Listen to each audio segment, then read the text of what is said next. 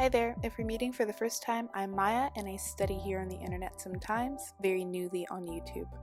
Today we're going to do some real-time organic chemistry notes as well as a few clips of some drills and exercises I've done, and sort of just walking you through some of the tips and tricks that I have for studying. The links to the different timestamps and their topics will be in the description box if you would like to skip through. But until you hear from me next, enjoy.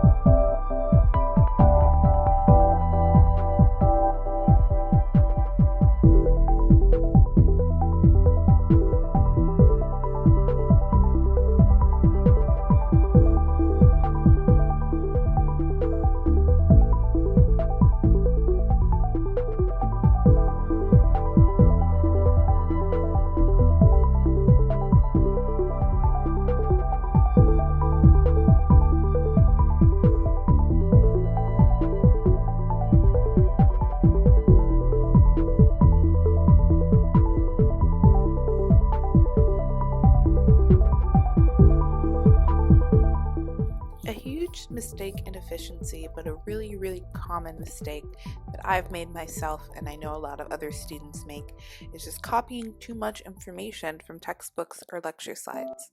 One of the most important things that you can do to really get the information in your head is to summarize each paragraph or each section of a lecture slide in just a few sentences, which forces your brain to think about the concept and sort of exposes the holes in your knowledge.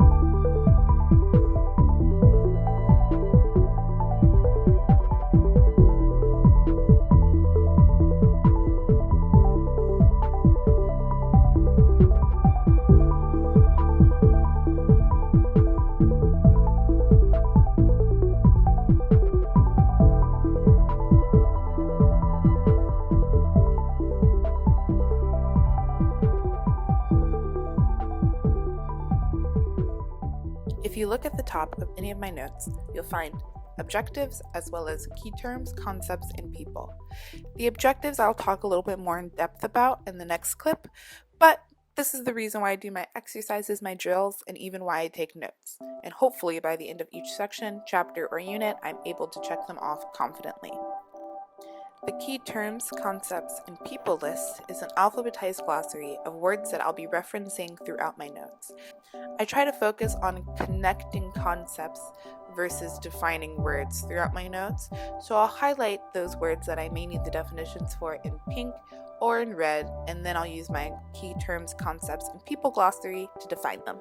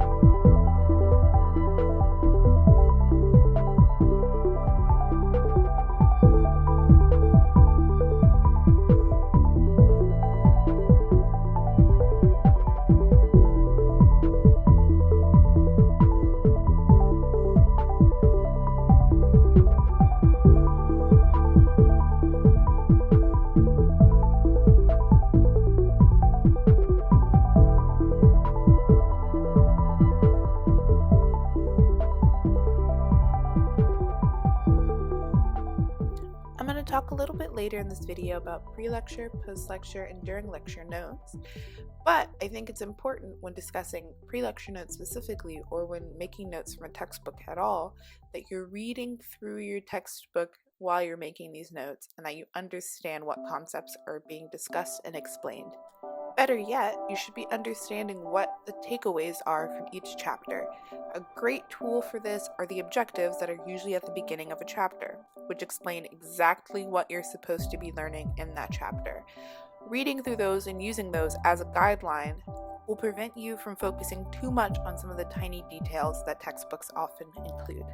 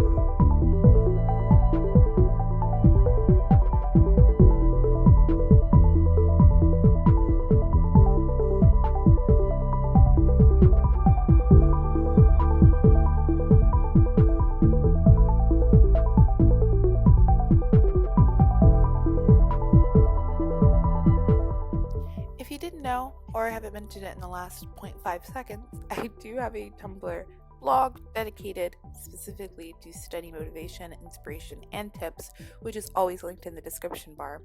If you ever have a super detailed question that requires any links or resources, that is a great place to ask, and I can get to it usually within the day.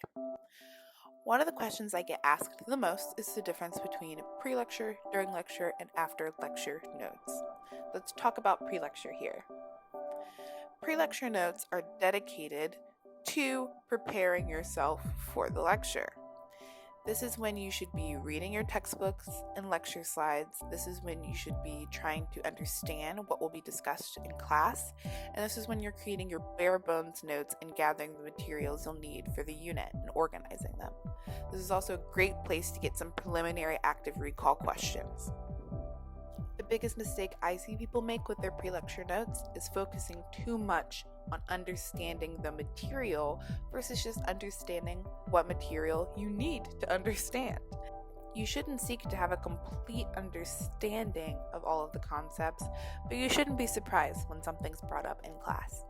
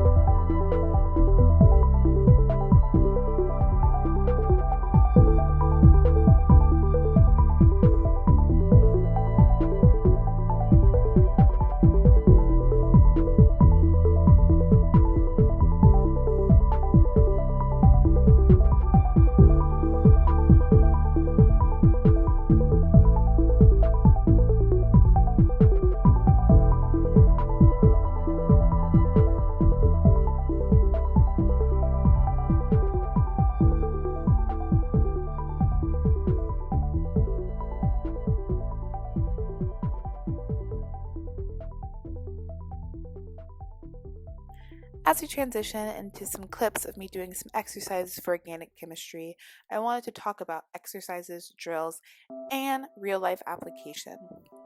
So, a real life application is a key to understand the ways formulas, terminology, and concepts are applied in the real world.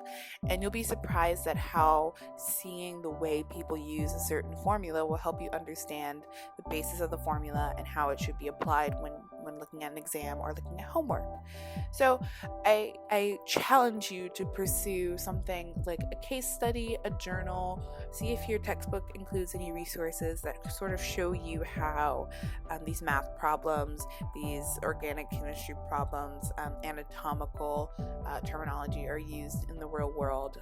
If you're able to get a chance to shadow a physician, for instance, take note of what terms they use and how they use them in plain English to express themselves to patients. If you have any sort of cadavers available to you or anatomical models available to you, really sort of point out, where different things are on the human body. If you're looking at organic chemistry formulas or organic chemistry terminology, see if you can find a case study or a journal that uses these formulas and describes the way they use them and the results they got. And it will deepen your understanding to the point where you'll be able to perform better in class, and whatever career you're pursuing, you'll perform better there as well.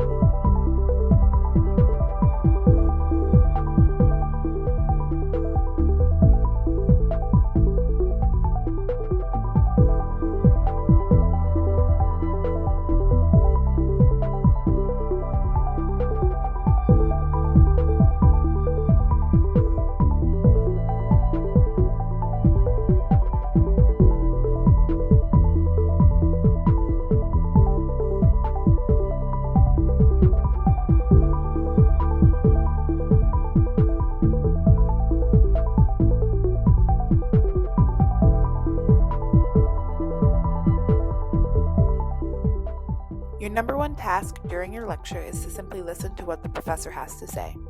I've had more than my fair share of professors who speak in a monotone voice and just read off the slides, but all it takes is a few sentences of off-slide material that could make or break an exam score. So listen to the concepts that your professor emphasizes, or if they say anything that's not on a slide. During class, you should be making only bare edits, such as highlighting material that has been emphasized or putting asterisks or exclamation points next to concepts that you need to study more in depth.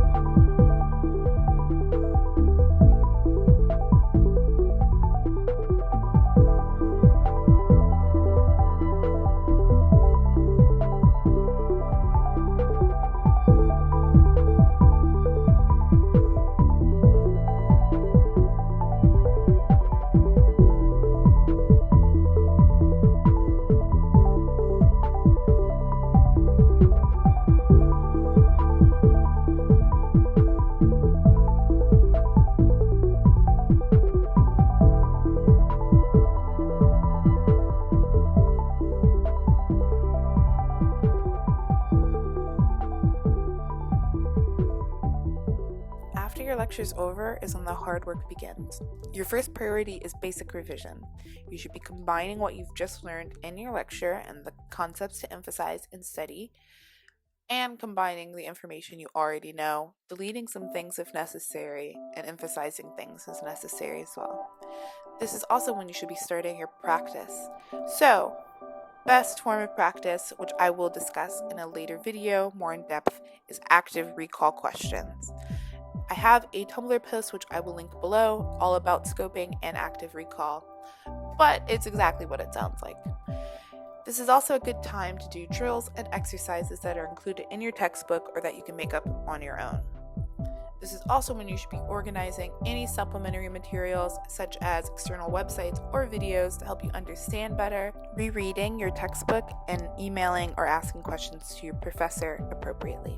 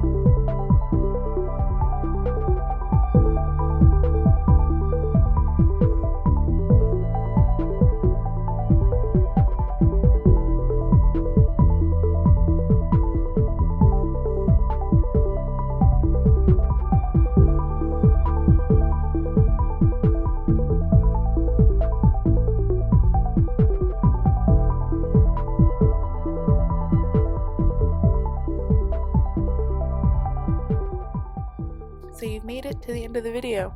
Congratulations! Today we discussed everything from objectives to taking notes from textbooks to pre-lecture slides, and hopefully you weren't too stressed out hearing about them. If you have any questions, leave them down below in the comments or ask me over in my Tumblr and I'll get to you probably within a day or so. Most importantly, good luck in your studies.